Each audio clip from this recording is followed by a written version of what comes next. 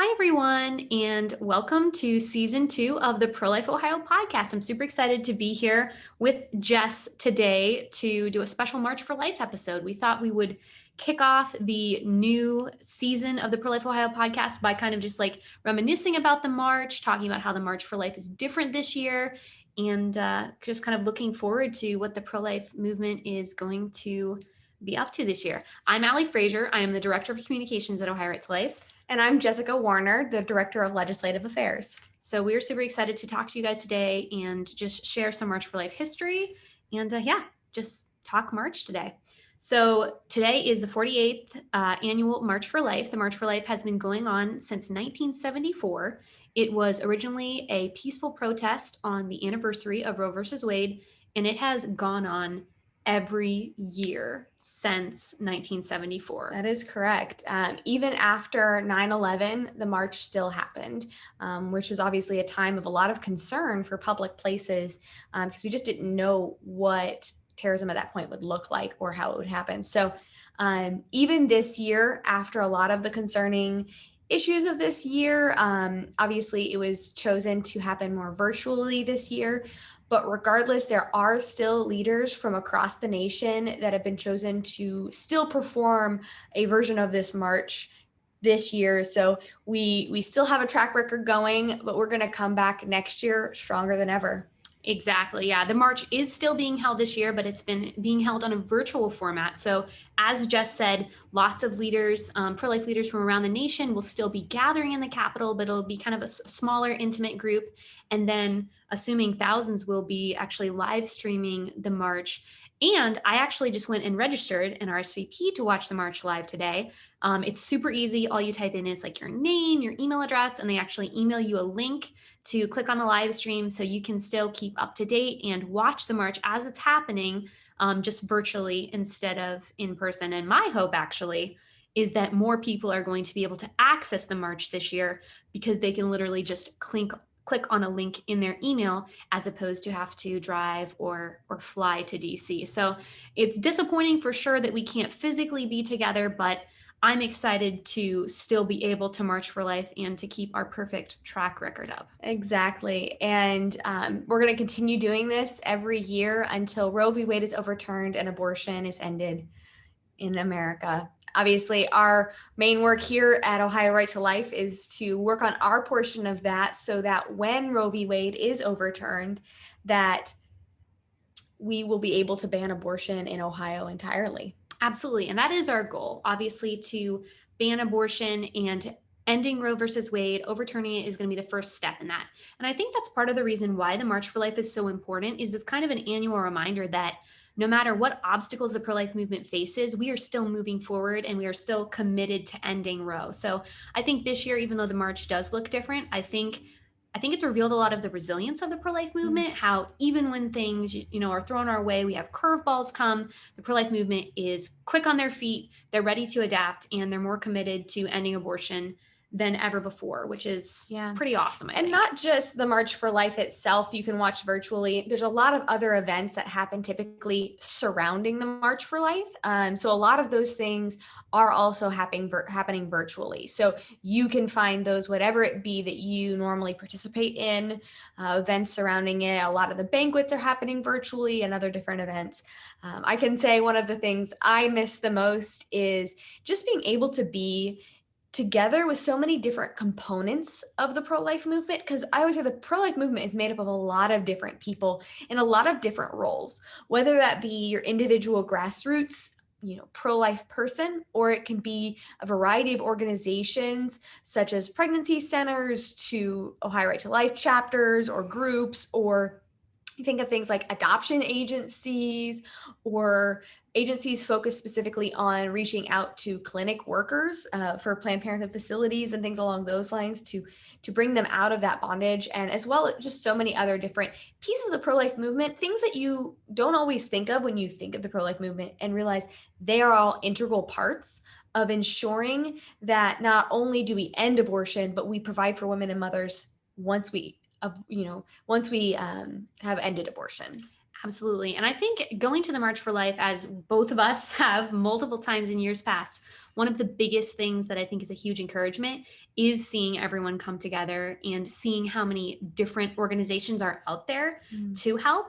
And I think that this year, even though we're not physically meeting, we can still do that. I think a great way to stay connected to the different organizations and kind of seeing the different facets of the pro-life movement, how they're serving women, how they're saving babies, is to follow them on social media if you can.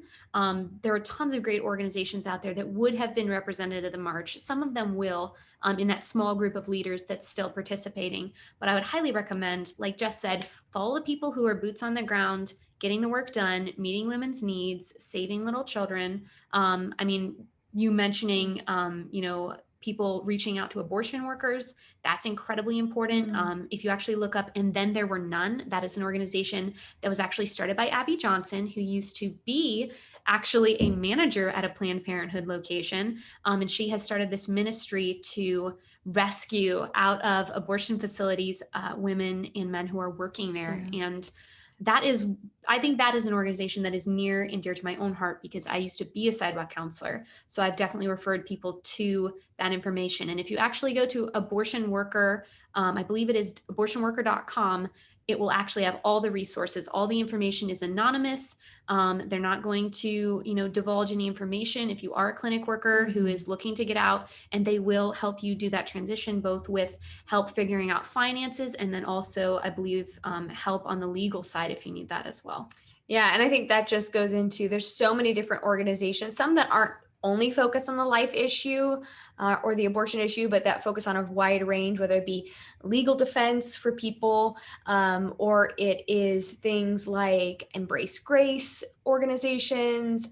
There's such a plethora of them that play a role in advancing the pro-life movement and making America pro-life, that it can be really rejuvenating to realize that there's all these different ways that we can play a role in that, regardless of whether or not you work at Ohio Right to Life or you do something else.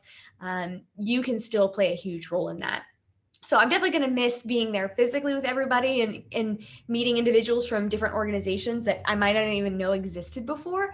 But there's still that opportunity to learn about them, to see what different organizations are participating in this, and to just learn more about the pro-life movement as a whole, whether it be national or localized groups. Absolutely. And talking about different organizations and how they're contributing to the cause of life, both here in Ohio and nationally, reminds me of the first time that I went to the March for Life with you guys. We were both working with different organizations at the time and were able to connect. I was a Students for Life leader at the time, and Jess was already with Ohio Right to Life.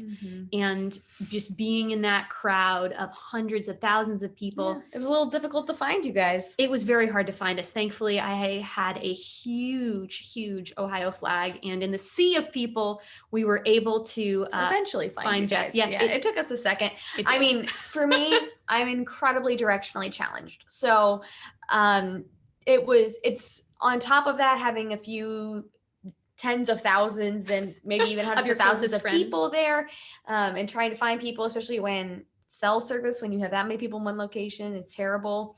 So that was really exciting. I'm grateful that I get to just not have to find somebody in a massive crowd this year, but instead, we want to also let you know just the different resources that are out there as far as ways to participate. So not only, again, can you watch these things live or go to banquets live or things like that?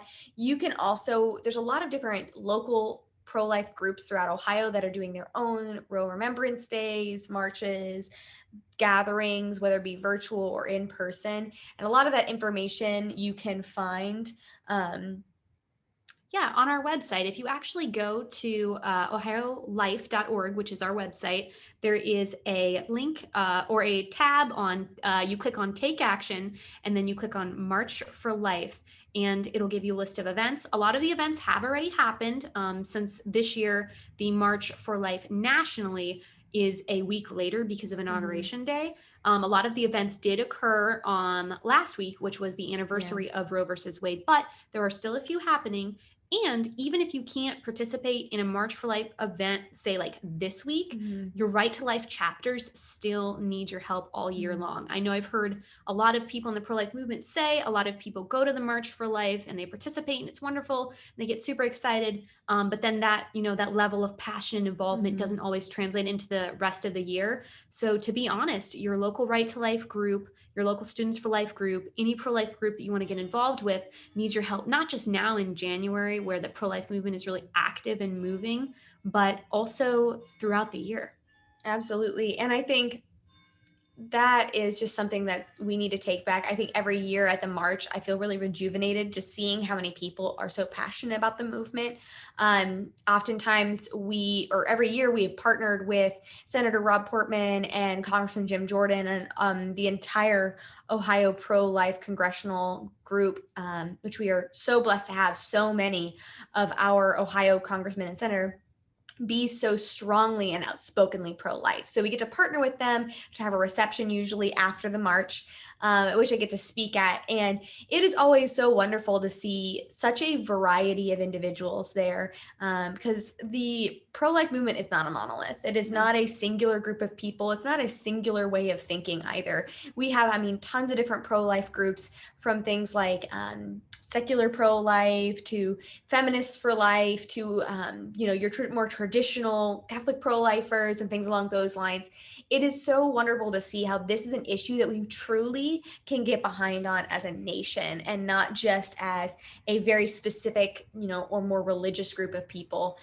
There are so many different backgrounds and reasons to be pro-life, and that is one of the coolest things for me at the march, and something that I'm really looking forward to next year. Absolutely. And I think it's really cool that this year the theme of the March for Life is Together Strong, Life Unites. I think it's kind of ironic considering that we are not physically together this year for the march, but I think it really highlights the fact that the pro life movement's strength is in our unity, and the fact that even when we do get these curveballs thrown our way, like not being able to march physically, the commitment level is still strong and we are together in spirit, even if we're not physically present in one place. Well, I think the concept is the fact that together, not while we're in one place, because honestly, if we're together physically, we're not going to be nearly as impactful, but together in a sense of together moving towards the same goal, that we're all working in our individual lanes and our individual places and our individual ways that we have our strengths, and putting that effort together throughout the nation, that we can truly save lives, and that we can truly see that life is uniting us all. And that's kind of what I was saying earlier with the different groups with different backgrounds. This is the one thing that we all have in common. And this is the one thing that we can all have in common, regardless of political party or preference or any of those things. This is something that should unite us and can unite us. So I think that honestly is a really encouraging theme to me, because it is the reality of the pro-life movement. I totally agree, Jess. And I think that moving forward, I think our unity is going to be our biggest asset, especially when you look at the fact that, like you said, our unity is kind of moving us to be more involved on a smaller level because of the changes in the march this year. And when I think about the changes that are happening federally for abortion, for instance, yesterday, President Biden did rescind the Mexico City policy, which is a vital pro-life protection that kept the US government from paying for abortions overseas. And so I think we're going to see on the federal level, a lot more anti-life type kind of momentum. But on the grassroots level, I think that we're going to start seeing more and more traction. And we've seen that in Ohio. We've seen Ohio turn overwhelmingly pro-life over the last decade. Abortions are down by over 30%. Half of the abortion facilities in our state have closed. We have 26 different pro-life initiatives signed into law. And I think primarily too, we've seen the pro-life movement always be a state by state mission. And we know that regardless, this needs to be a localized issue or we're never going to win. And so honestly, though, I think there's a lot of panic, and I understand why. There's a lot of concern, and of course, we're brokenhearted over the Biden administration's pro-abortion stance. And let it not be confused, it is a pro-abortion stance, not just a pro-choice or anything along those lines. But we know that just as Trump's executive orders can be rescinded, so can any executive orders that the Biden administration puts forward. So as much as they will be painful to live with for the next 4 years, it is important to know what he can and cannot do. And right now, we already have what we believe could be 6 pro-life Supreme Court justices. And so, regardless of what the Biden administration does over the next 4 years, that likely will not change. We're not going to lose that ratio of justices, and we're not going to lose the hundreds of pro-life federal judges that have been appointed either during the past administration. So those things have lasting impacts for decades. And what I can see happening is some of our pro-life advancements in legislation is going to eventually make its way to the Supreme Court. And so regardless of who is in the administration at that point, these still have impact, and we don't have to lose total hope in that.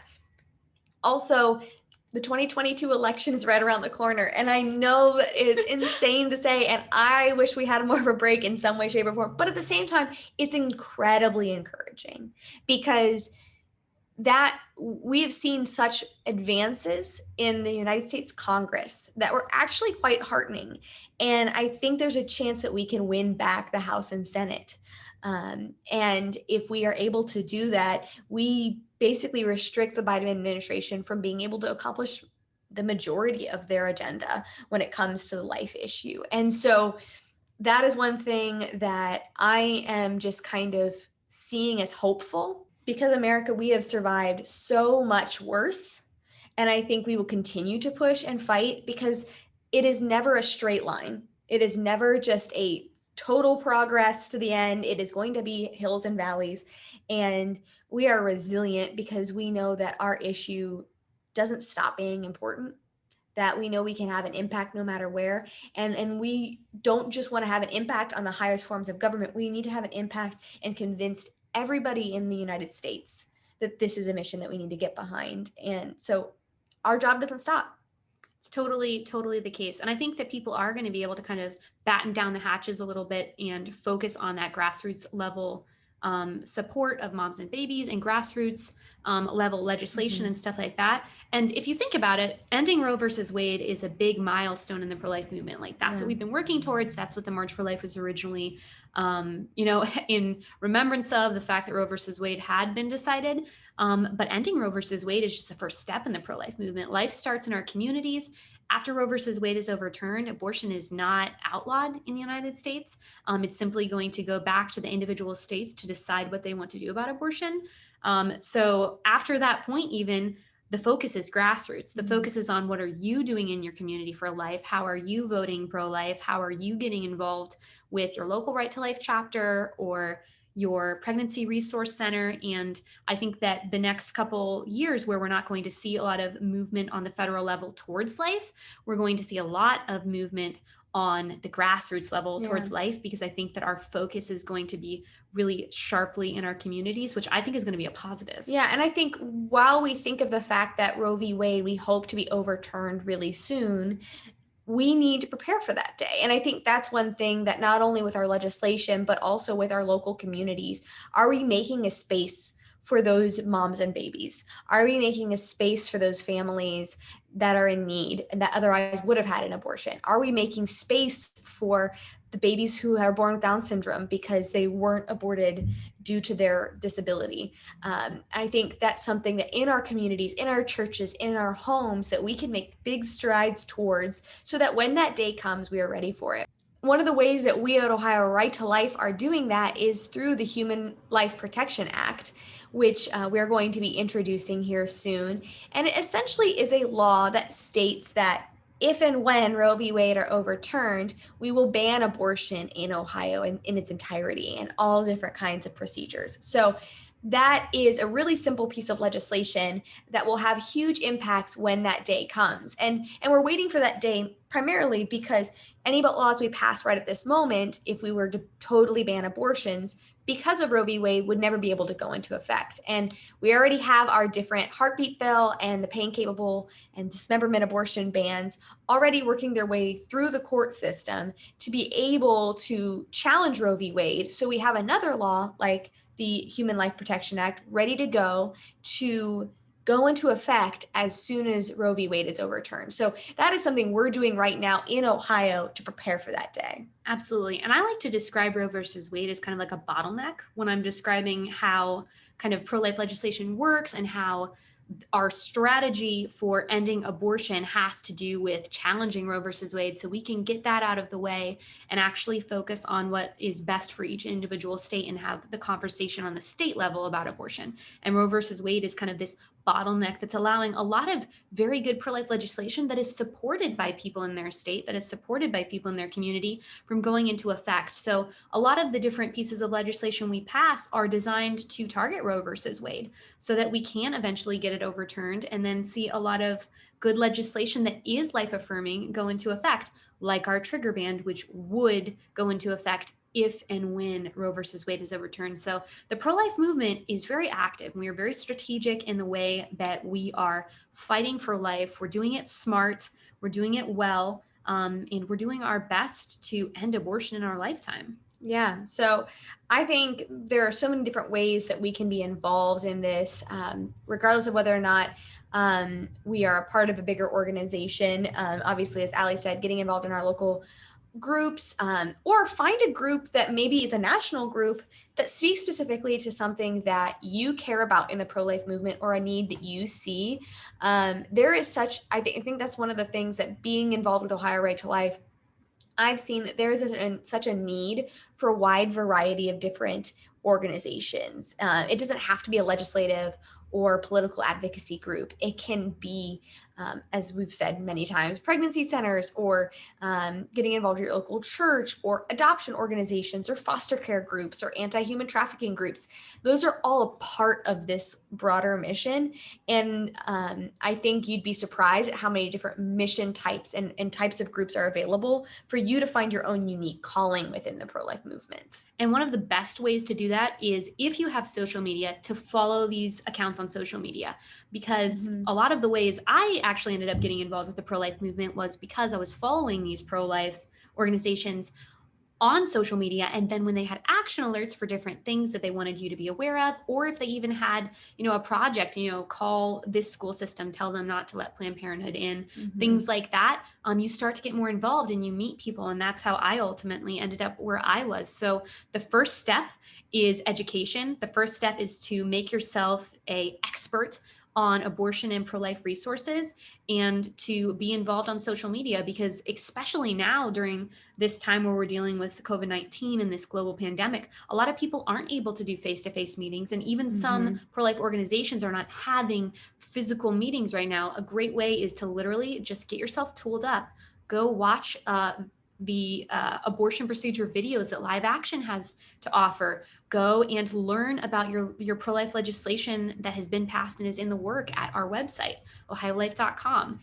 Follow these different organizations, get connected, or start your own group. If you can't find a group on your college campus, contact Students for Life and start one.